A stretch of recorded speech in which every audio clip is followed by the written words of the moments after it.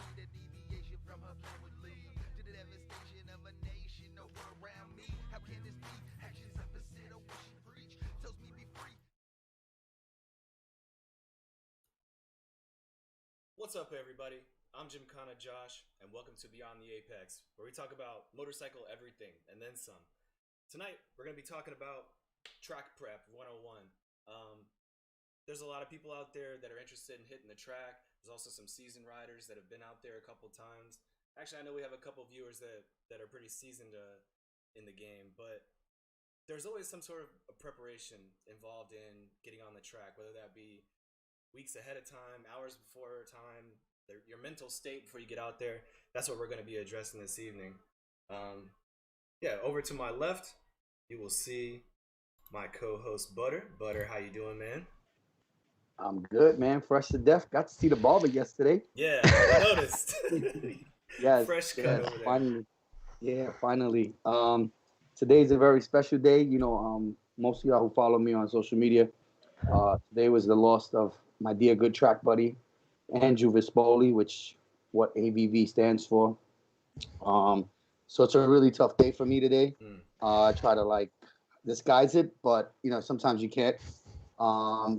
So at New York Safety Check, Certified Knee Dragger and Team Fast Life and Reckless all had a track day today, and I know for the halftime they did a victory lap for Andrew. Planted a flag up there. So shout outs to Greg and New York Safety Track. That's awesome. To honor our member and our good friend. Everybody who knows the track knows him very well. And so we normally would have a ride out tonight because it's a memorial of his death. But because most of the team was up there, we decided to do it tomorrow. So tomorrow we're going to be gathering at the site where he passed away at. So anybody interested in coming out to that can definitely hit me up. Just DM me or Facebook me, whatever it is. Great to be on the show. Yeah, I got some great guests today. Of course.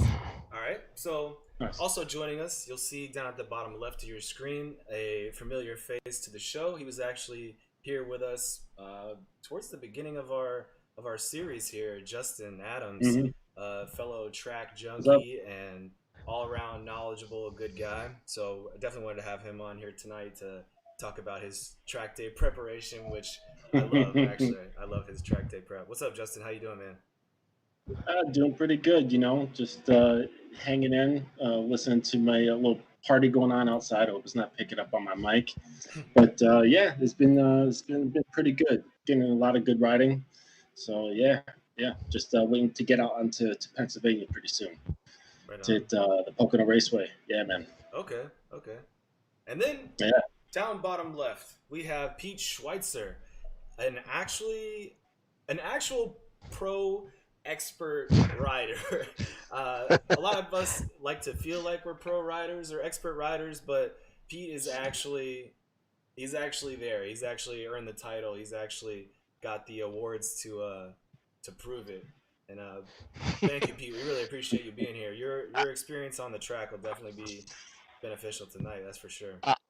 I'm honored to be here.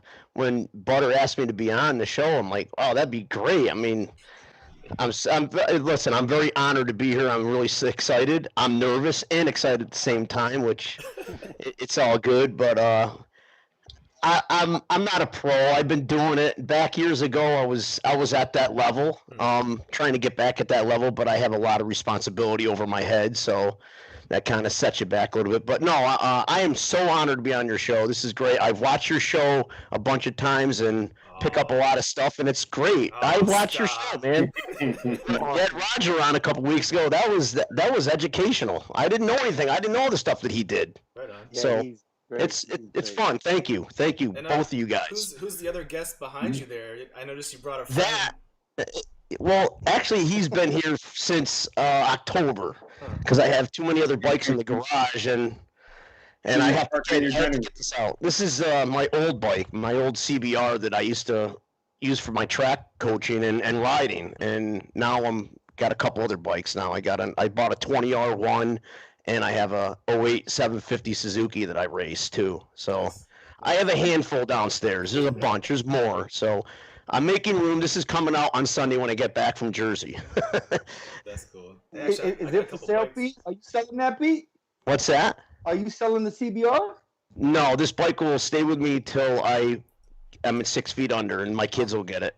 This bike owes me nothing. I love it. I had it since '06, and I put like, I don't know, 8,000 track miles on it. Nice. So it's fun. Great bike. Great bike. It is a great bike. It really is. Yeah, I can't seem to keep a bike on the road, actually. I got 3 right now and can't ride any of them, actually. But anyways, like I was saying in the beginning, that's just another story. That's another story. Like I was saying in the beginning, episode 10, Beyond the Apex, 10 episodes, butter. We're starting to get up there, man. Wow. That's a pretty big milestone. Congratulations, right there, guys. Yeah. That's like season. That's like season. We could start season 2. So tonight we're talking about Track Prep 101 and the ins and outs of getting your body, your mind, your bike ready to be on the track. No matter who you are, I'm sure you can identify with some of the prep that goes into this process. Pete, actually, please kick it off for us. Like when you're, even in the past, when you're getting ready for a track day weekend or a race, what kind of things do you and your team or your crew do to get ready for that? Well, first of all, after I get this pain out of my chest that always comes through because you get anxiety about going to this thing, I've always had, I think I need to have that to feel good.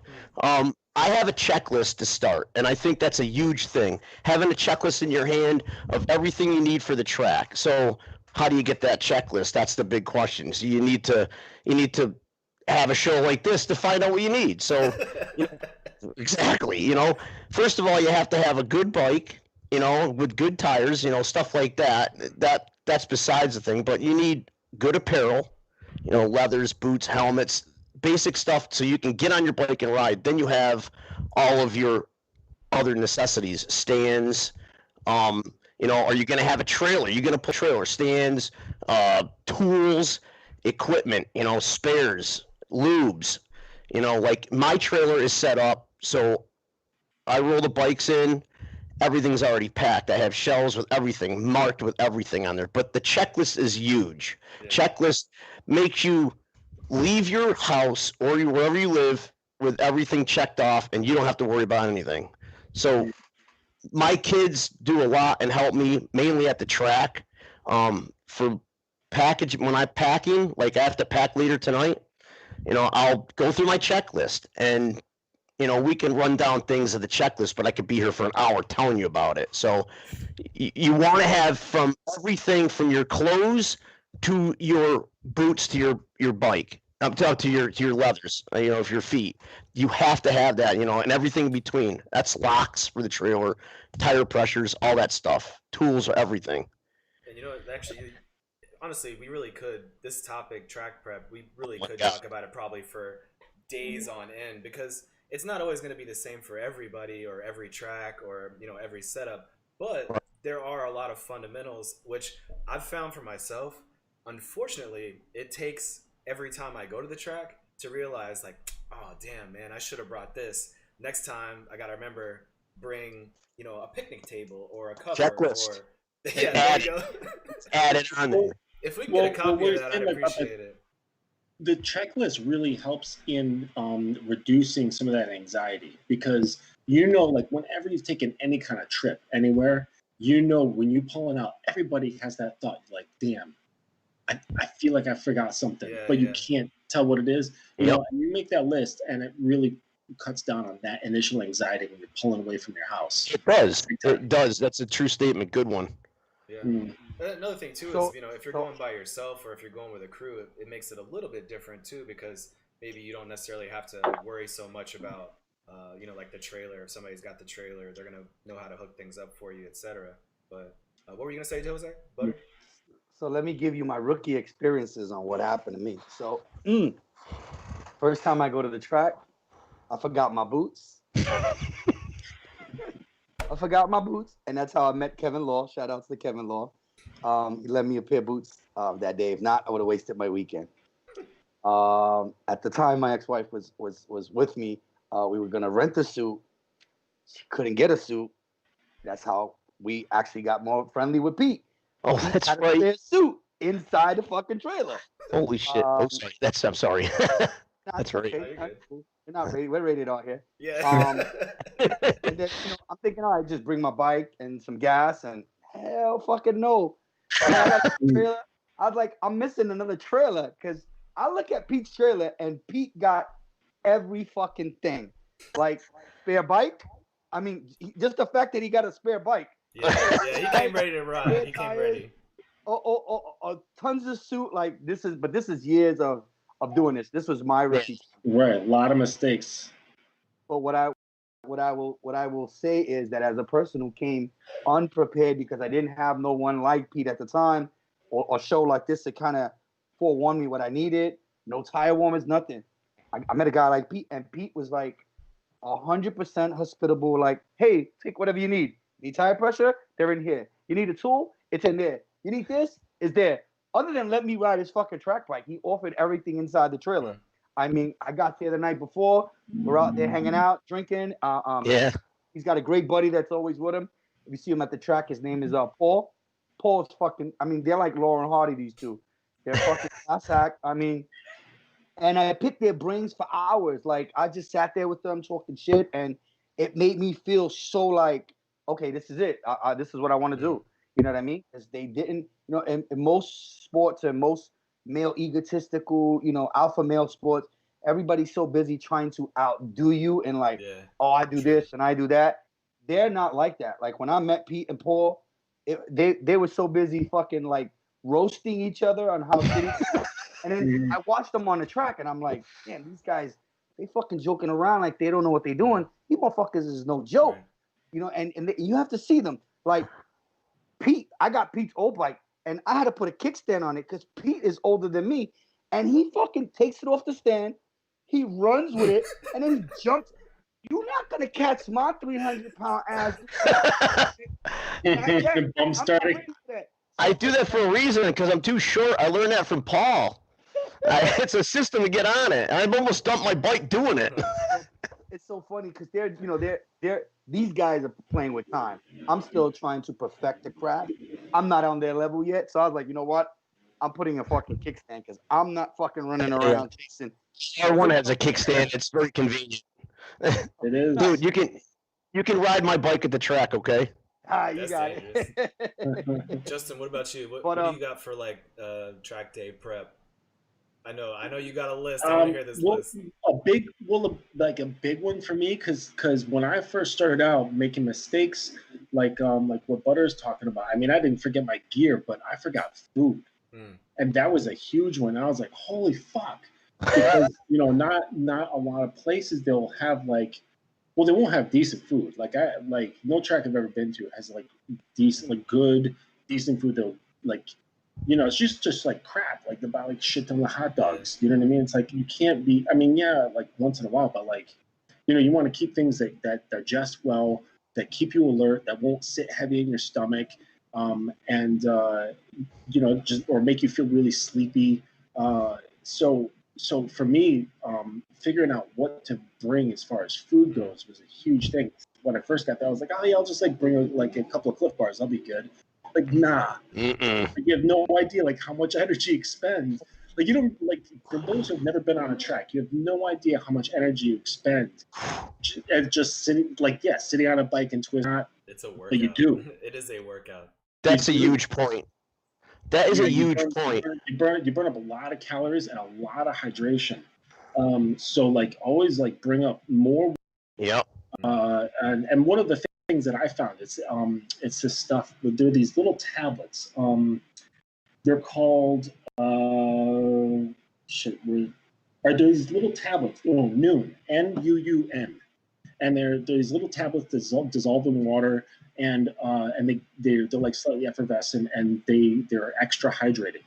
So they like kind of help more water molecules like stay inside your muscles or something like that, and it's fantastic on those like dripping days. That's cool. When you wish you had a helmet dryer. It's funny you say that, Justin. And I didn't mean to cut you off, but just wanted to get it in. Greg preaches that all the time. A lot of times we're at the track on a hot day, and he's like, "Guys, stay hydrated," because you're keeping your leather suit on, and so I bring a lot of Pedialyte because I tend to like get lightheaded No, quick. that's a good one. Yeah. And I've seen guys crash at the track because they're dehydrated and they get delusional after lunchtime because they've just been After sweating. lunch. Yeah. After lunch is the key time when crashes occur, because everybody just had their food and they're, oh yeah, I'm feeling good. Yeah, well, they're fatigued, believe it or not, and then they make a mental mistake and then they're on their head. I see that. I've been doing track days since 2001, and I've seen that so many times. And I've you're feeling preached good because your blood sugar's changed. So Yeah. your attitude is up because your blood sugar's up, but your Yeah. muscles and your But your nervous system is still taxed. Yep. I bet all you at home True. that tuned in this evening didn't know you were gonna get a lesson in nutrition as well. But if you think about it, it's a Yeah, huge it is, thing. it is. And anybody who's been to the track for the whole day on a hot summer day, wherever you are, Jersey, Loudon, wherever, when it's super hot, at the end of the day, you're thinking, I don't know if I'm going to go out for this last session. I'm kind of beat, but I still do. Even so, since we're already talking about food, I would say honestly another thing that you should be aware of is that, you know, for a track day weekend, for example, usually it'll be a Saturday, Sunday. So there's 2 days that you got to have food throughout the day and whatnot. But me personally, I'll usually go to the track on Friday evening, set up shop, you know, pull the bike out, set my stands out, you know, do what I need to do. There's a lot of people that are sitting around on Friday night, Saturday night, cooking out, drinking, having fun. Do we Yeah, do? so if you're planning on, you know, socializing or actually like having food when you get to the track on a Friday night, you better have that in your mind too, because there's no vendors open on Friday nights. It's not happening No. for you. No. And you get Again, yourself a little grill. Get a mini grill. I eat better at the track than I do at home. We do. I swear I do. I hope your wife does not hear this show because you are My- dead I don't have a wife. I'm glad to hear that. I'm Well, happily what- non-wifed.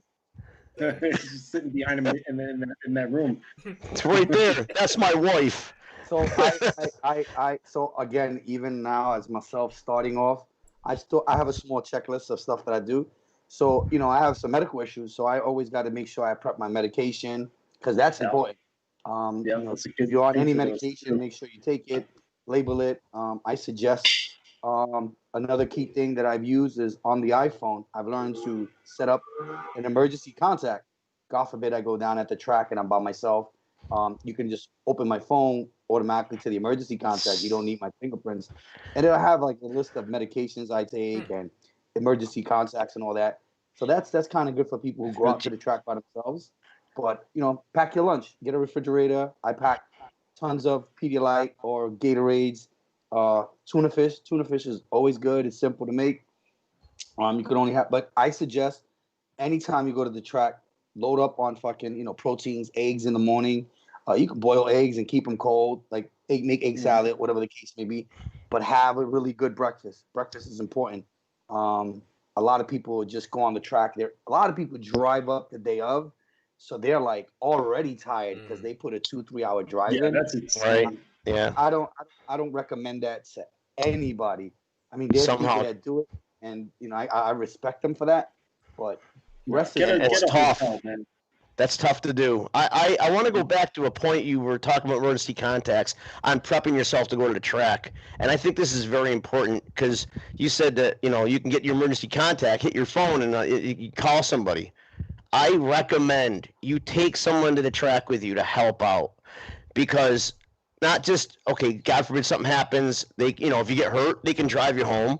You know, you have somebody there that can watch, maybe take some pictures, help you with your bike, help you with everything, you know, with gas, because you have to keep putting fuel in that thing. You want to check your tire pressures pretty much all the time, you know, make sure everything's good. There's always stuff that loosens up. You want to have somebody there to help you out. I think that's a huge thing. I think that's one of the main things. You know, actually, And also like attitudinally, like for like your or what do they call it? Morale. So I don't mean like morale in a military serious sense, but there's one thing of going back to your paddock and you're there by yourself. it sucks. Yeah. It sucks. Or going back to your paddock and you have a friend or a girlfriend or, you know, a relative or something like that. It's totally different. It's And they're just exciting, sitting there actually. waiting for you, and it's like, I don't know, it just has like a better feeling. Like, so not only is it like safer and more helpful, but it also like kind of changes your attitude. I mean, unless you're like a serious lone wolf and you're just like, fuck it, like I don't need anybody. But like personally, I think it's great when you have at least one other person there. And it's also nice when someone, if they're also riding and they're in a different class, so that you're like kind of like Sure. switching on and off. You know what I mean? That's always really good too. It's Yeah, not hard to make that's a friends on the huge track, thing. though, To have too, somebody there. you know. I actually did the whole lone wolf thing back in March when I went down to Georgia, and the dude that pulled up next to me on Friday night, this guy named Joe, it didn't take much. It didn't really take long during that first morning on Saturday for all of a sudden we're just kind of standing around. He's like, "Hey, what kind of bike is that?" And then from there it was like every session we were going back and forth, like, "Oh, how was it out there? How was it with your class? Oh, what are you gonna do to the bike? Are you gonna change this? Are you gonna do that?" It's really easy to make friends, but it's definitely what you said, though. It definitely improves your overall morale if you have somebody already there with you. But Butter, that emergency contact app, is that like inherent to the iPhone, or is that something you had to download? Yeah. On the iPhone, if you actually if you try to unlock my phone, you won't be able to. But if you see it, there is a way to. It'll say emergency contact on it. It'll have like a medical. I won't. It won't show me now because I won't. I'm on it, so it recognizes who the hell I Well, be. when you started talking about the app, you actually brought up. Actually, that brings up another point too. Is like, I'm a nerd. I'm an electronics geek. I love cameras and microphones and recording and editing and all these other things. Which, if you're gonna go to a track and you're starting to get serious about your riding, you might want to consider having a video, some sort of video recording of your session. I know you don't have to go super nuts and get the GPS receiver and put the track outline on your video or anything like that, but I know That's super fun right? though. But I know John Watson That's Jr., like your one of the video coaches game. for N2 that I've learned a lot from actually this past year. He would actually both on the street and on the track follow students, follow novice riders with a camera, and then be able to go back and tell them afterwards, you know, like, hey, you see your body position here, hey, you see what you're doing right here, hey, you see your braking here and your line. It's super beneficial. So, you know, music, cell phone apps, things like that. Another thing you definitely want to keep in mind before you get to set up and hit the paddock or wherever you're going, you know, electronics are a big thing for me. So could I ask you a question, Miguel? Go ahead, Justin. So if there's like something that you already have or something you added to the things that you bring to the track that like really changed your experience, was there anything like that for you guys? Like for me, like I'll start off. For me, bringing a rug was like one of the hugest things that changed everything for me, because there's a huge difference. You take off your boots and you're standing on rocks, or you're standing on a pair of old socks, you know what I mean? Or you're standing on pavement or grass or mud versus like a nice rug. And You're absolutely right. big rug, and that changed everything for me. I was like, oh man, because like when your feet are happy, like everything's happy. You know? It sounds like a He's sock commercial right there. Right. When your feet are happy, everything's happy. Yeah, exactly. Right. No, buy my socks. Smart So yeah, move. I mean, like having a rug, man, that changed my life. But it took me a lot of track days to figure that out. You know, and be like, damn, this rocks suck. But yeah, so you guys like have anything that like changed your experience just by adding like one thing? I got something, but what do you guys got? Butter, what were you about to say? Well, you need a tent, boy, because on a hot fucking day, you don't want to be sitting out there not covering your head. Tents are great. True. You know, under your tent, you can keep you a little cooler. You know, the sun is not hitting it. Obviously, like Justin said, you got a rug. I got lucky last time. I forgot my rug, and I was out with the Ukrainian mafia. Shout outs to those guys, and we've been having some great track times. And they had the rug, and I'm like, fuck, I forgot the rug. And my tent was so big that we were sharing the tent because they had so much stuff. So I was like, no, put it over here. And then I sat down. And I'm like, man, lucky I didn't bring. Lucky they have this rug because the floor was on fire. Then it rained that morning. And then it got hot. So it's like I would have been like wet socks, and so it's true. What Justin said: a rug, a tent. You know, at least 10 by 10. You know, get your coolers out. a lot of hydration. You know, it's cool to have someone, but what I really want to say is like I'm a lone wolf a lot of times. You know, like everybody talks a good game. Yeah, we're going to the track. We're going to track. I just get up and go because I don't really depend on anybody. So, but I've been blessed because you meet guys, and I'll give it to you a breakdown. At New York Safety Track, the most amazing people that I've ever met. Certified knee draggers, Carlos, awesome. His hospitality is impeccable. Team Reckless, they're out there all the time. Um, there's a gentleman and his wife. I forget his name, and I apologize. He has a long beard, bald. His wife, they're got to be in there. Archer. Yeah, Archer. fucking amazing. He's a cool dude. Yeah, he's a good guy. Awesome, awesome, awesome guys. And then, you know, you got the coaches that are out there. They're usually on the side of the paddock, right hand side. I've met so many people. So even going by myself, I've had people to just, I mean, Paul and Pete, I've hung out in their trailer and I've seen their beds. They got beds. They got air conditioning in their fucking trailer. Now I do. I do now. You know, like, so you're hanging out with these guys. So, Butter, it sounds like the thing that you wouldn't leave home without is a welcoming personality. That goes a long way. I mean, that goes a long way. Oh yeah. I mean, you know, I try to remember everything I need, and sometimes I'm still. Listen, I got 3 years doing this, and I'm still learning. I'm still learning the bike. I haven't found the ideal bike to ride. I've been trying several bikes. I just started riding Pete's old Gixxer. I was comfortable at it when I first rode it, and then it became a little bit different when I rode it with an actual full tracksuit. So the adjustment there has been a little bit difficult. I'm not big on. I'm not a Suzuki guy. Everybody who knows me will tell Yeah, you. I figured that out. Yeah, anybody who gives me a fuck, I wouldn't even take one for free. But actually, the bike was set up. Pete set up the bike really cool. Roger and I not that much different in weight, so it was easy for me to like just make minor adjustments with, you know, with the foot pegs and a little bit on the suspension. So I recently, you know, my first time was out in May with the bike. I was still getting used to it. Plus, I was just breaking in a new tracksuit. So now I'm hoping when I go for this 3-day weekend that I'm a little bit easier. And I know my Thursday would be a little bit more difficult because it'll be the first day back after so long. That's another thing. Like I try not to keep so many days apart from the first track time to the next track time, because whatever you learned that last time, you'll deplete, you know, like your memory forgets. So if you're going to go, be consistent about it, because that's important too.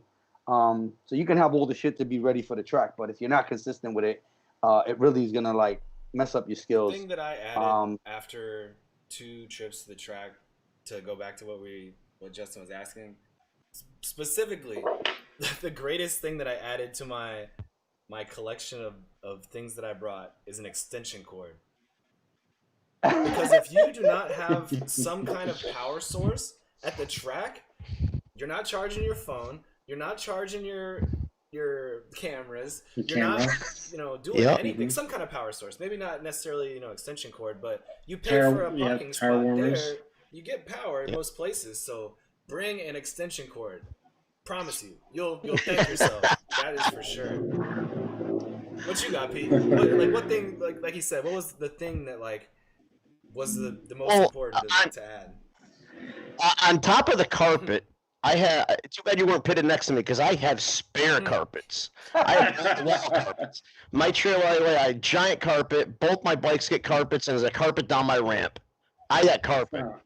So I think that one of the recently, probably within the past, few years, is bringing a grill. Bringing a grill, a compact grill, has been huge, because we can cook out and eat right there. I have never had a grill before. It's not me. Somebody else always had one. So now the grill, and having that is so nice, because I can, if I need to cook something, I'll cook it. I have all that stuff. The generator that runs everything that's plugged into my trailer. Because I've been doing this for so long. If I started to extension cord, I have a complete container with 4 extension cords in there and a ton of splitters. So, extension cords is huge. Having power to run everything is huge. So, a Honda generator is the EU 2000 is a I've perfect. heard about that. You can give it a Harbor Freight. And If you find one for under $700 used, take it, because you're not going to find it for anything There less was a than that. sale not too long ago, actually. I'm one of the Facebook track day groups I'm a part of. Harbor Freight had them on sale. I want to say it was like 5 or 6 actually. So yeah,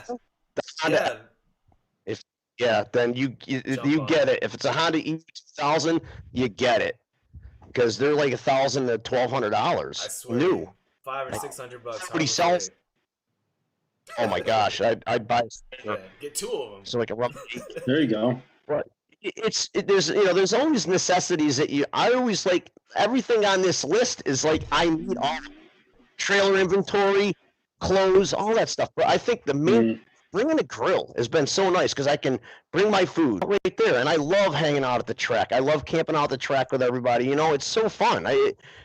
I've met so many people, and I'm friends with all of them.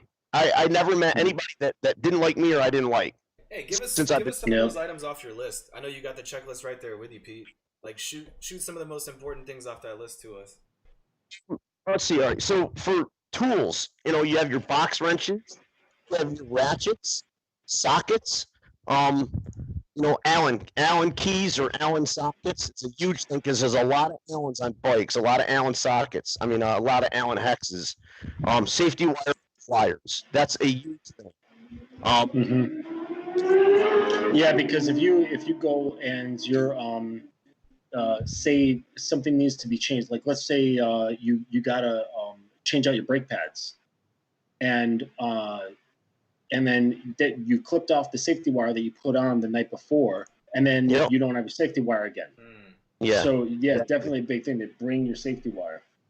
That tools, that's a main thing. And then you have like your repair kits. Here's a couple things that you probably don't think about. I got gas tank repair on here. I have plastic weld, and me and Paul Miles mainly came up with this list, but I've added some stuff, and he's added a bunch. But there's a lot of stuff, JB Weld. That's what I meant to say. Now, the JB Weld stuff is huge. You have a crash and you want to keep riding, you may have to do some JB welding. I've seen that happen. And you want to have kind of a transportation to get around. Bicycle, pit bike, something like that. Canopy is a huge thing. Canopy is one of the main things too. You want to be under a canopy. Hey, I want to correct. Dude, I saw Greg on with one of those wheels things you stand on. And it's got the wheel between your feet. You know what I'm talking about? Yeah, the unicycle, the electric unicycle. It's a Segway, but it's like a single wheel. Yeah. You stand on it, and it's just got one wheel that goes between your feet. Yeah, man. I was like, I'd be getting that in my head. I'd crash on my head on that thing. I'd put my leathers on to ride that thing. Skateboard, actually. So I'm getting familiar with that. That'll be at the track here coming up soon. There you go. Hey, so I got to correct myself. Actually, I said the Honda generator was $500 or $600. At Harbor Freight not too long ago, back in January, actually, there was a Predator 2,000 watt inverter generator for $449 on sale, but it was not the Honda, so that is my bad. The thing about the Honda, and I'll tell you, not that it's just reliable, one pull over the winter and it starts, not even a problem. But the thing is, it's quiet for the people around you. We can have this conversation at this level and have the generator in between us and still have this conversation. So it's some of the other smaller generators sound like they're running on steam. They're so loud. and there's a few people that probably know them, older ones that are like, holy crap, they're so loud. So the Honda generator is super quiet, and you can put it on quiet mode, and it's for the other people around you, which when you're in a tight quarter, especially at safety track, it's not bothering other people. And I've been around generators that are bothering the heck out of you. So the good reason for the generator is because a lot of guys have their own compression stuff. They have air machine. You got to put air in your tire. You might have. So there's a lot of things that you will need to, you need electricity for.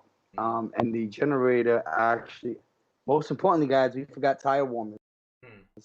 A lot of people, bring their tire warmers because they don't want to go out on cold tires, and you need that. You need a generator for that. You need a generator. You need some sort of electricity for that. So that's also like on the checklist. I just spoke to Rick Pence from Parts Unlimited. I'm like, dude, I need new tire warm. I had a problem. I bought some stuff, and one of them I think was not good. So I'm trying to get the next set before July 2nd. So July 2nd, 3rd, and 4th, I know I'll be out. I know, Pete, you're racing tomorrow, right? No, I'm going to the Riders Club event to coach Friday, Saturday, and then following Thursday, I'm going down for the Riders Club practice day on Friday. Then the CCS races Saturday, Sunday. Oh, okay. That's an I'm racing that weekend. All right. Yeah, I told you I might come up Sunday because that'd be great. I know Certified Knee Draggers and Reckless are getting together to do something July 2nd, and then 3rd and 4th is just the ultimate pig roast. I'm not sure if anybody's ever been to it. Have you been to it, Justin? The NY. No. Yeah. So there's one that's usually up there like at the end of the season. There's no. So Greg every year does pig roast for the 4th of July weekend. It's just tons of food, drinking, party. It's like the ultimate weekend. I have not met anybody who said anything bad about it. Not even the price, because it's a little bit more than the actual track weekend, but all the stuff that comes with it. So this is my first year going to do it. So I'm like really looking forward to it, to the pig roast. And then Sunday, I know I said I'd come down and see Pete ride. I might want to come down because his New Jersey Motorsport is not that far from me. So it's I'll be on the fucking. It's a trip for me. I'm like about 6 hours away from it. Yeah, it's what it's like an hour and a half from New York? Yeah, I live in Western Mass, so it's a long trip, but I don't mind doing it because it's so worth the trip. And I love the Riders Club, and Charity does a great job with that. She's amazing. Charity is amazing on so many levels. Charity goes above and beyond. Let me tell you something. To have and it's awesome that there's a woman in charge of this, only because she gives 1,000% to the sport. She's consistent on emails. I've written back and forth with her. She replies, and I know she gets thousands of emails. Yeah. But she always replies. If it takes her more than 24 hours, there had to be some sort of emergency. Charity always replies. She's consistent. She's fair. I've dealt with her via email at the track with people there, and I wasn't there yet. And via email, we're like, yeah, no, he's good. Yeah, he paid. Like, he set up. She's so easy to deal with, and I love her. Not that anybody else isn't, but she is awesome. Mm-hmm. She is awesome. One thing is with her is you never have a stupid question for her. Even if you think it is, it's not. She goes above and beyond. Yeah, she keeps everybody in tune, and I like that. She definitely runs the tight ship. Hey, Greg and Ann also do a great stuff with that too. Hey, shout out to Mr. Sinister, by the way. He checked in on the chat, so shout out to Mr. Sinister. For anybody that doesn't know who that is, he's actually one of the badass N2 coaches, also a track monster. We had him on the show not too long ago about track topic, actually. Speaking of N2, I wanted it, like the recent words that were passed. I was made me think of one other thing as far as preparation, and that's setting up your date.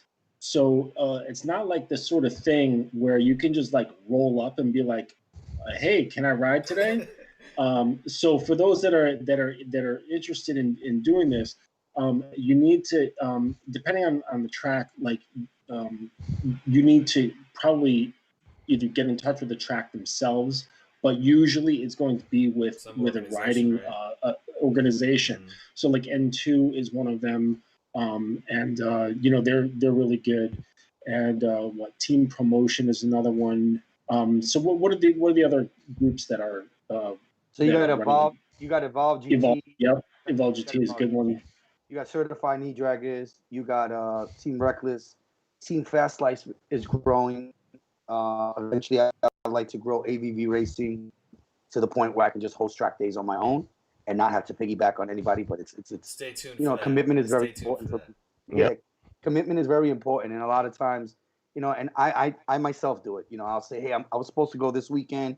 And then I got invited to so many private events that I had to like,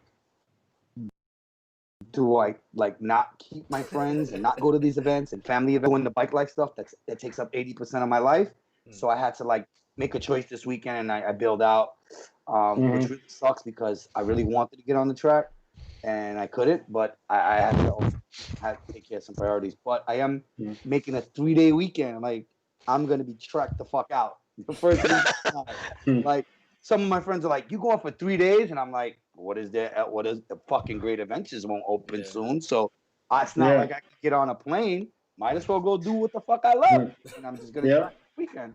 And the point is that you can't just pack up all of your stuff and show up and be like, "What's up, guys? You got any room for me?" So you really got to find one of these organizations that we just listed. Butter could do it. Nobody else probably. Yeah, Butter might be able to do it.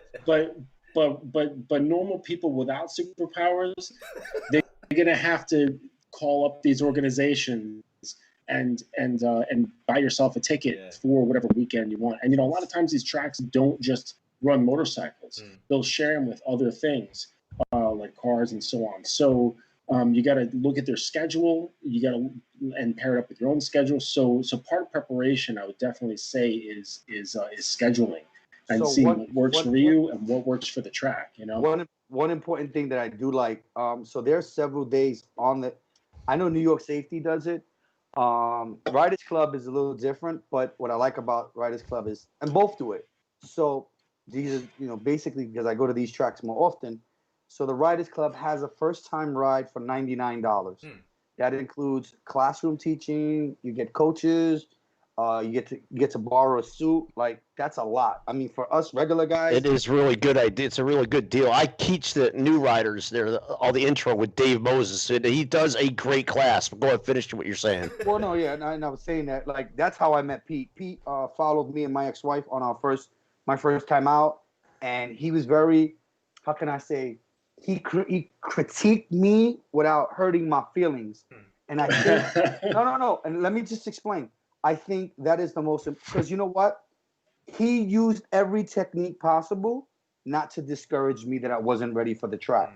And that's important because I teach people how to ride a regular street bike on the street, and I try to use anything that would sound negative without trying to teach. That is important because even when I was sitting in my head saying, "Damn, I did this wrong, I did that wrong," Pete was like, "No, you did this, you fought." Like, he found the positive point, and then he just mentioned, "Well, let's work on this. Next time we go out, and that's what made me like cling on to him because I was like, I feel like I fucked up, and listening to him, I felt like I did great.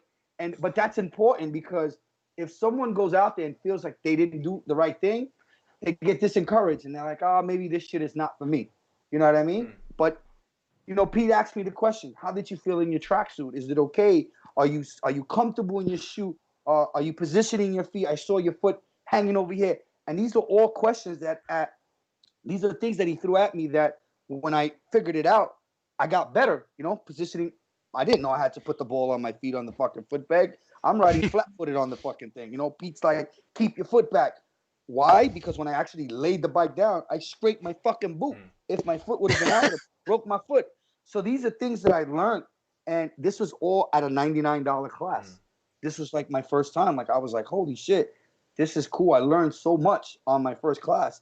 And, thanks to Pete, I've got better. I actually moved up in intermediate, like after the first few track days and stuff like that. So that was a really good thing. And then New York Safety has a similar thing. It's called Rookie Weekend. The only thing is they put it on their calendar. So on their calendar, you'll see Rookie Weekend, and it's like a $125 special. There's coaches. You get a tracksuit if you need it. So those are the things you got to look for on those calendars, like Justin mentioned. Those are going to be the important things because a lot of guys think, I've been riding 20 some odd years. I know what I'm doing. I don't need bullshit. I've been riding almost 30 fucking years. And until I met Pete, I didn't realize I was riding wrong my whole fucking life. That is a really good point too. Pete, he's a good coach. He approaches instruction in a positive way and has a way of talking to people, obviously, that helps people, stay motivated about the sport. But one thing that you can do if you want to get ready for the track is get your mind right. Get your attitude right about the entire situation. If you're going out here for a non-race day weekend and you're trying to become a better rider, be humble about your riding skills and taking instruction from people that are better than you. These coaches aren't out here trying to maybe some of them are trying to show off a little bit, but I would say. I mean, I'm not gonna lie. They're out there. There are some, yeah. There's got to be some guys out there that are trying to show what they can do, but you know, they're mostly there to help you become a better rider and enjoy the sport in a safe manner. So if you go out there with some like, I'm the baddest out here and I'm gonna try and, you know, full throttle my Gixxer 1000 the entire way around the track, you're probably gonna have a bad. Come on with the Suzuki hate. I didn't mean it like that. Suzuki. It ain't happening. Josh, one thing I have written in on my dry erase board, my trailer, along with like tire pressures and suspension settings, just little notes, is up in the right corner, and it's highlighted. And when you look at it, you can't miss it. It says relax. That is a huge thing. You can't be gripping the bars tight. You can't be all tense about going out on the track. You have to stop. Just take a step back and like, I'm going to ride my bike. I've ridden this thing for 20,000 miles. I'm going to ride my bike on a different road. That's it. That's it. Yeah, yep. I put the same reminder on my tank, and it says on a piece of tape, and it says breathe. So, like I keep that right on the nose of my tank by the top tree. And that's a good thing. I mean, that's the same thing as, okay, dude, relax. You'll be fine. One thing I learned, and I know Pete can attest to that, Justin too. So there's a lot of guys at the track, you know, they're focused on time and they're trying to pass other people. And that's a big thing in the paddock sometimes with these older guys. Oh, did you see the new guy try to pass us and whatever. If you go with that mentality, you're going to crash. I'm telling you that right now. I see these guys in the paddocks. They're in there talking shit to each other, doing nonsense. And then I see the truck and they're the bike coming back. What I learned was, I don't care who goes past me, who does what. I'm going to do it until I'm comfortable. Now, a lot of guys that I see, they buy timers. So you can do a great time and somebody has passed you, but you could have did a lap and you did a great lap. You did a 140. Like, I'm proud of myself. I did a 140. That person could have did a 150. You wouldn't know because he's so busy trying to pass. You know, so time is important. A lot of guys will talk trash based on time and not try to outdo each other on the track, because that's where you're going to get hurt. A lot of times people get hurt trying to impress another rider. It's not worth it. It's always best, you know, get yourself a timer as you get better, and you'll see the results on the timer. I learned that from Pete and several other coaches. Paul, I know Pete has a friend. We call him Goldberg. He fucking looks like Bill Goldberg on a fucking R1. It's sickening. Every time I see him, I was like, yo, he's so fucking big. Like, he can lift you and your bike with one arm. Like, get the fuck out of here, man. He's a fucking giant teddy bear. He spins the bike around the kickstand like it's a bicycle. Yeah. And he's on the track. He's got earplugs on, and he goes in, and he's so focused. And when you watch him, he's just like, he goes out, does his laps, come back in, and he's like, and he has like this whole fucking process that he does. And you would think that he's so antisocial the way because he's focused. He's like completely focused. It's like, it's amazing just watching him. And then, like, you know, sometimes when I like try to chat with him, I get nervous, but he's like a big teddy bear because he's so friendly, so cool. Nobody screws with me when I'm with him. Well, that makes me think of like another type of prep, like, you know, Butter, you were mentioning like an attitude prep in like kind of like you know, emptying your cup, so to speak, in terms of like your ego or what to expect or whatever. But like what was just talked about was making me think of sort of like getting your head right in terms of like staying focused, but like kind of like driving out like any kind of nonsense that's in your head, be it like maybe you read a whole bunch of books before going to the track thinking you're going to get better overnight. Yeah, right. Or something like that. Ain't nobody thinking about books when they're going to the track. They're thinking about the girls they want to see on their bikes. They're thinking about the parties they're going to go to. No, I've done that though. I've done that though. Like weeks before, I'm like, oh, I'm going to study. You know what I mean?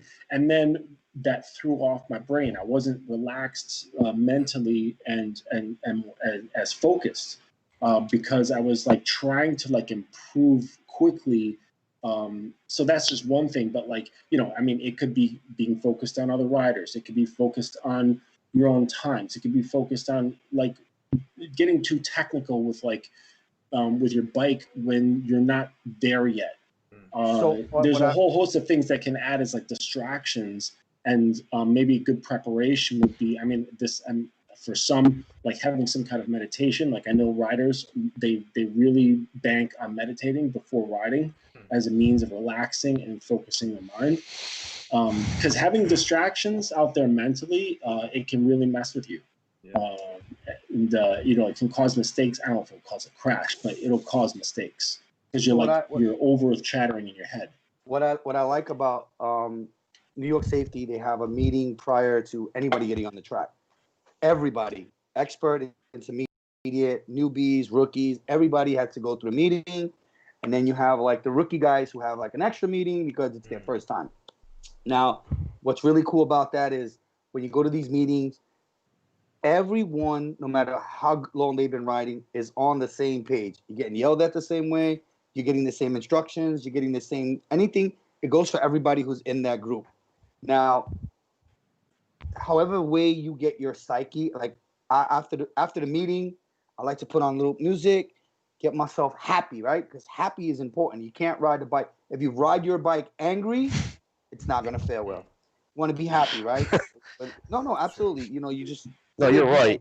Watching something funny or just even whoever you're at the track with, just that vibe, the good vibe. I recently took my cousin, Chinky, for the first time, and he was so great having him because I was alone and I had just recovered from the heart attack, and it was my first day at the track and I was kind of messed up.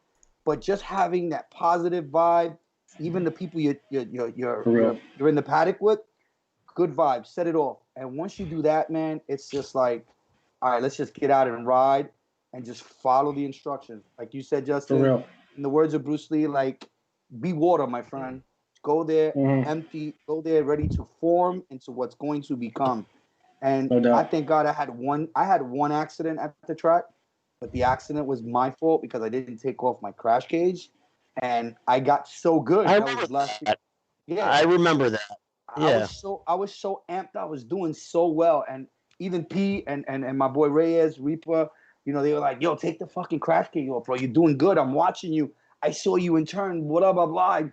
And I'm like, yeah, I still didn't feel comfortable. And I was like, whatever. And then I went out and I did the second or third lap and I went in and I was so fucking comfortable that I didn't realize that my cage just chopped the floor. You know why that happened? I'll tell you why that happened. Because you started to get faster. So when you were going faster, you were leaning the bike over farther. You fell in 5 in that left-hander. Yeah. I remember that. I'm like, okay, so he's going faster. He hit the crash, whatever those things are. Yeah. And that's why you fell. Because you were actually going faster. You felt comfortable, but you felt comfortable going faster. I was in a turn at like 80, 90 miles an hour that I took the first time at like 40. And I was like, wow. And I'm on the 1,000. I was in third gear. You know, my 1,000 in first gear, I could pull 120. So I was like, wow, I'm doing good in third gear. And you're right. I was so in tuned and then I forgot. And that's what cost me my bike. But so what happened? The crash cage like caught the pavement? Yeah, because he was going faster and he was leaning the bike over. Right, you leaned over and the crash cage was taking out your lean angle. So having a crash cage there. At the end of the crash cage, on the bottom half, where the fairing right after the tire comes in, I had these little mushroom pecks that stick out about 4 inches. So when I was leaning the bike out, lucky they were just snagged the pavement. It just snagged it, and I mean, lucky for me, I didn't care for the bike. I let it go. I rolled one way, bike went the other way. That's what you want to do, anyways. My leathers were completely non-scratch. My helmet had some scratch on like the mirror. But that was it. I was able to walk away from all that. And I tell you, I went into that turn like 80, 90 miles an hour, which I was originally doing at like 45. And like Pete said, I got so comfortable. It was my, it was like I was already third or fourth session in and it felt great. And just my mind was relaxed, but I was so happy. And, it is what it is. But, mental preparation is important because at that day I started. Yeah, there's this guy that I would go with the track with. He moved out to Cali recently, my friend Davey. And he was older than me. And it was like when we got there, he got transformed into like this little kid. It was amazing. I mean, he's like 10 years older than me or something. Maybe not that much. Sorry, Dave, The for track is listening. magical. But Transform. no, but he had this like giddy little grin on his face the entire time, and his eyes were all sparkly like a little kid. And it was like the best person to have with you because he's like, yeah, dude, like let's go. And like having a positive attitude instead of being like comparative, like because that'll really get you down if you're like comparing yourself, comparing your bike, comparing your riding, like that will bring down your mentality a lot, and you'll like literally like feel heavier. You know what I'm saying? So when you're feeling positive and feeling good, you'll feel lighter, you'll ride easier, and you'll have like I think a better experience. Even if you're not even worried about times and your times are slow, at least you'll have a pleasant attitude about it. You know, and that makes a big difference, I think. In regards to like the crash cage in Butter's case, not everybody has a dedicated track bike. Some guys bring out their street bikes to the track, and that's one thing for you guys out there that have never been before to think about as well. There's probably a lot of trash on your street bike that you don't even need on the track. I mean, a crash cage can be beneficial. It could definitely save your cases and stuff like that. So apparently mirrors are trash. Yeah. You don't need mirrors on the track. I'm just kidding. You're not looking in your... No, they're on the track bike. Yeah. If you're looking in your mirrors on the track, you're wrong. So, we already talked about your tools. But I gotta worry about my sexy. Because before you get your street bike on the track, you're either gonna tape off those mirrors, tape off those headlights, those tail lights, those markers, those reflectors, or you're gonna take them off. Just keep that in mind as well. You don't need wheelie bars on your track bike. You don't need a seat, a passenger seat on your track bike. I always swap it out for like the smooth, like the plastic fairing instead of the seat. There's a lot of stuff that you really don't need on a. Actually, shoot, my track bike, it doesn't even have a key. It doesn't even have an ignition. It's just got the hardwired switch, so you don't even need a key on your bike. There's a lot of things that you can reduce on your total load on your track bike. Now, if you do have a hybrid, right? Okay, going from like street to track, what I've done, and it's really easy. I found on eBay is that they sell turn signals made for on-road, off-road dirt bikes. Okay, and these turn signals have a male 1/4-inch mono jack on it. So what you can do is you install the female end on your bike, and then these turn signals, they just pop in. It's like quick disconnect. And then when you're ready to go to the track, you just pop them off and throw them in your toolbox, and you're good to go. And you can do the same thing with a headlight. If you've got like not stock, but if you have like an aftermarket, like small kind of headlight, you can wire in a 1/4-inch mono jack and just pop that shit off. The first time I ever rode with Justin, actually that's still been the only time we've even rode up north. Well, we did ride again together, but we didn't actually know each other at the time. But in any case, the first time I ever met Justin and rode with him to north of New York, he came out on his CBR, which is this type of a hybrid street track bike that he's talking about. And I swear, like when I first saw it, I was like, oh snap, this guy, one, is probably going to get pulled over for riding a track bike on the street.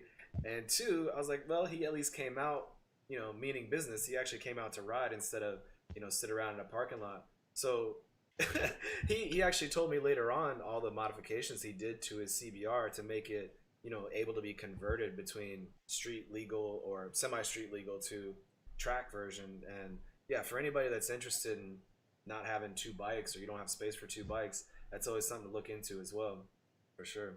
Yeah, it certainly helps to be able to. I mean, if you don't want to tape things off, because it is kind of a hassle that, like, if you go down, I mean, granted, turn signals aren't that expensive, mirrors aren't that expensive, but you go down and that shit snaps off, you got to deal with it. Everybody else has to deal with it too. They got to navigate around their mirrors. Right, to get that shit off. Yeah. So it's like if you're only going like a couple times a season, yeah, don't worry about it. But if you've got a if you go to the track frequently throughout the season, but you don't have a dedicated track bike, I would highly suggest figuring out either what I'm suggesting, is modifying those components on your bike to easily pop on and off. Maybe swapping the big mirrors, the stock mirrors for like bar ends, you can just take off with an Allen key, and just make. So as far as what you're saying, bike prep, as far as like the show is concerned, is what I'm saying is make the transition from street to track as quick and painless as possible, because you want to turn it into like a maybe a 20-minute thing instead of an hour-long thing, right? Yep. So, or you could just get a track bike and make it easy. Actually, track bikes are super cheap. I don't know why a lot of people don't can go find that them route. cheap. Yeah. I saw an FZ6 for $500 last like a couple weeks ago. The gentleman and his wife were selling their FZ6 for $500. They're really cheap. Yeah. You can find them. You can find them relatively inexpensive. I mean, you think about it too. When you're going out there to learn how to ride and you're trying to, become a better, faster rider, you don't need the newest, biggest, baddest, motorcycle out there. You get an older, used, beat up, no title, no registration track bike, or that, yeah. You can find these things for $2,500 easy. Yep. This is 03. I mean, it doesn't need much to go on the track. I tell you. I mean, even in stock, a few little things won't cost you much. Yeah. It's funny you say that. I got a guy selling me three bikes. He's like, give me $7,500 for all three. Bring his total bike count to like 20. He's got a ZX6, a GSX-R 1000, and a CBR 03. Or he's like, I'll take them off, take off for $7,500. I'm pretty sure he'd sell them more cheap individually, but you're right. I get people texting me while I'm on the show telling me they're selling their track bike. This dude's wheeling and right. dealing. So over if here. you're looking for a track bike, get in touch with Butter, because he could probably find somebody who's trying to get rid of some shit. I got three of them right now. I got actually 4 of them. I got 4 track bikes. Not just if you want a bike, but if you and your bike. If you have like a mini auction. Yeah, we'll stop the show and like have a mini auction. We'll work on that. We'll do like a one right in the middle of the show. Actually, we'll take a break for that. Yeah. So we're actually getting to around the hour mark for our show. We should probably start winding down. All right. But what I want to do is kind of go around the room again and just let everybody do some closing remarks, or if there was something on your mind that we didn't get out there, let's do it. Let's talk about it. So. All right, I got a couple things. Sure. Oh, now? Yeah, go for it. Go for it. Just real quick. So as far as like equipment goes, that I think like makes a huge difference. Okay, number one, go Costco or wherever and get one of those folding picnic tables, where it's like it could be either the 4-foot long one or the 6-foot long one that folds like a book, or the 4-foot that doesn't fold like a book. Either way, a table is essential, right? Because you want to build a place to take off your helmet. Set up your helmet fan, put down your gloves and let those dry, and something just to put your shit on, your food, your drinks. You need a table, okay? Next thing, you want one of those canvas folding chairs with the aluminum frame, okay? That has like a little platform on the side to put your drink, and little pockets on the side, to put your sandwich, whatever. Yeah, no, I'm saying like. Well, because they're cheap, you know what I'm saying? You find them at like, sporting goods stores, Walmart, like, Harbor Freight, wherever. But these like folding chairs with the canvas, they're just cheap, easy. They don't take up a lot of space. So whenever you're getting stuff, okay, you want things that compress, all right? True. So yeah, you may want to bring a more comfortable chair, but you have limited space. So folding chairs that break down. And the third one that my brother taught me is a military cot. That shit changed my life, bringing a military. Because when you want to fucking stretch out, when you're done, okay, like, well, let's say there's one more session in the afternoon, but you're like, you know what, I'm feeling kind of tired, but I don't want to leave. You take off your gear and boom, you're just out. Stretch all the way out on a military cot. Changed my life. Or convert your minivan into a camper like I did. Just go lay down. Yeah, you can. You can definitely do that. Yeah, absolutely. But something that allows you to stretch out and be horizontal, and just like let your spine like decompress. Yeah. That was a game changer. So table, a chair, and a cot, like good very very beneficial. That's for sure. Pete, what you got? That's just good stuff I wanted to add. Well, I think he's covered some really good stuff. All you guys have, and for essentials, I think we covered pretty much 99% of it. Mhm. So I'm not even going to go with essentials. I'm going to go with like stuff that I've done in the past, if that's all right. I'm gonna throw it out there. I raced back. You called me a pro. I'm not a pro. I used to race pro years ago, but I raced back in. I started racing in '85. I raced an old Honda 76 550F, and then I moved out to California. Raced my Interceptor. I bought a brand new 500 Interceptor and chucked that and cartwheeled it. Came back here in '86.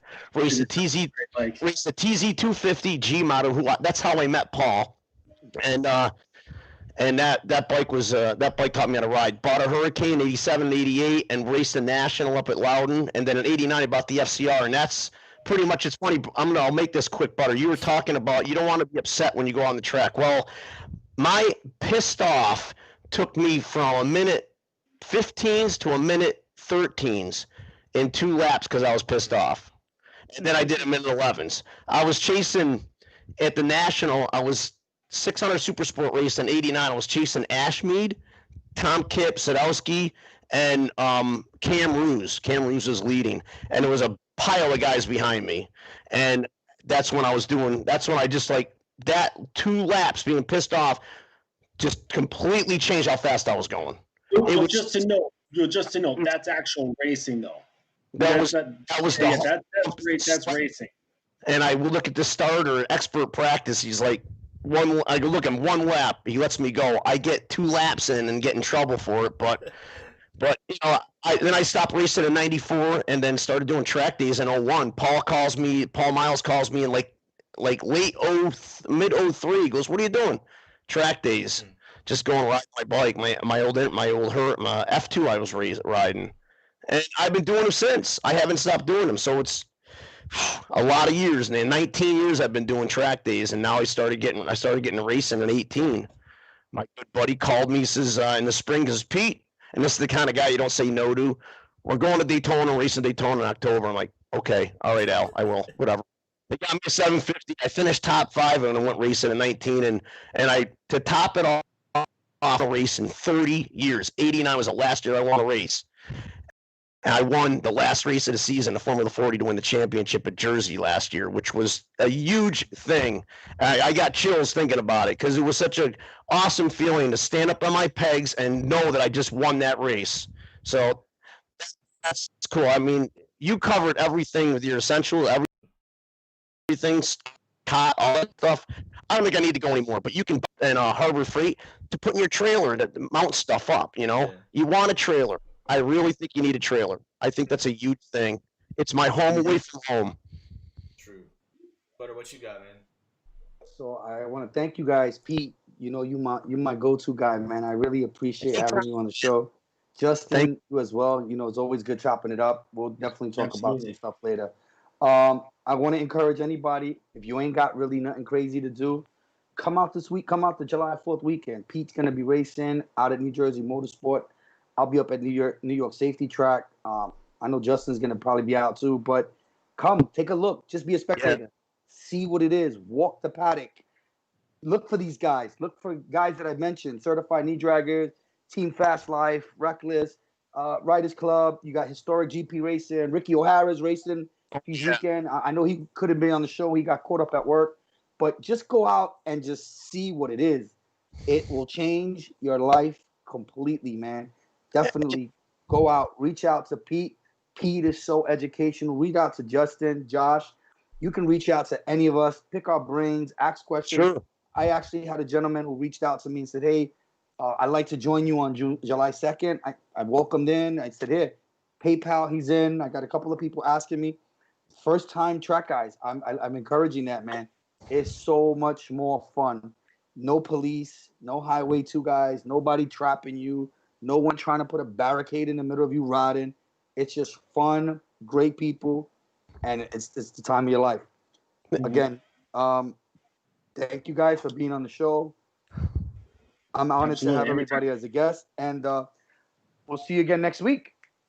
Yeah, so the only other thing that I just want to throw in, very last minute, I'll keep it really short. So don't be don't be directed away from going to the track because of all these things we listed off. Obviously, you don't have to have every single one of these things. You don't have to Nope. have the checklist. There's certain basics that you need to make sure that you have with you, you know, when you go, but it doesn't have to be the Like whole kit and boots. caboodle. I would say this too. You know, when I first came back stateside, and I was overseas for 6 years. When I came back stateside, I went to New Jersey Motorsports Park, and I was just amazed and really happy actually that they had Pirelli right there at the track. Awesome deals on tires right there at the track. You bring them your wheels, they'll take your tires off, they'll put the new tires on, they'll give you the right pressure, whatever you want in there. So you don't necessarily have to have the freshest tires when you go, but you'll probably save you some time, you know, when you're sitting around on the side waiting for the Pirelli guys to put your tires on while your session's going. And in addition to that too, there's also other vendors usually available, the places I've gone. There'll be like somebody selling suits and boots and gloves and helmets and all these other things. I don't know if they cut you really good deals on stuff like that. The vendors that I've seen out there usually Scott does from Moto D Ring. Yeah, he's Yeah. awesome. Shout out to Moto D Ring. Miles from Street and Competition has everything you want, So and he's got really good deals, and he's got nice new leathers that are just tremendous. So I mean, Scott, and then there's Parts Club Justin. Yeah. Those all three of those guys are great guys, Yeah. and I've bought stuff from all three of them. You know, I've known Miles since 1982. Or no, I'm sorry, 83. I met Miles. So if you guys have any questions, I'll be racing CCS 147 amateur on a GSXR. Come over, ask me questions. I don't care if I'm in the middle of something. Give me a minute. I'll help you out. Right on. So I would say just in general though, if you're gonna be going to the track for a weekend for 2 days, just approach it like you're camping. You know, figure out what you need to do to camp, how do you be comfortable, That's how it. to be ready, and that's kind of the mindset that I have now when I go is I'm ready to camp for a couple days. But yeah, I think that's pretty much all we want to cover tonight. I hope you guys actually learned something at home. Thanks for tuning in. I really appreciate it. Shout out to all the people that were talking in the chat. That's always welcome as well. And to you guys, always, Butter, Justin, Pete. Thank you guys for being here, being available. I Thank really you. appreciate too. Yeah. Thanks for having me, guys. Butter, Josh, thank you. All you guys at home, subscribe to the channel. We're here every Wednesday, 8 p.m. Eastern Standard Time, Beyond the Apex. We talk motorcycles, we talk nutrition, we talk Zen fitness techniques. You know, there's a little bit of everything here. So please join us again. We always like to have you guys around. And as I always say, leave this world better than you found it. Take it easy. Peace. Love you, Matt. Pete, stay on. Pete, you could stay on for a little bit, Pete. Okay. Yeah. Yeah.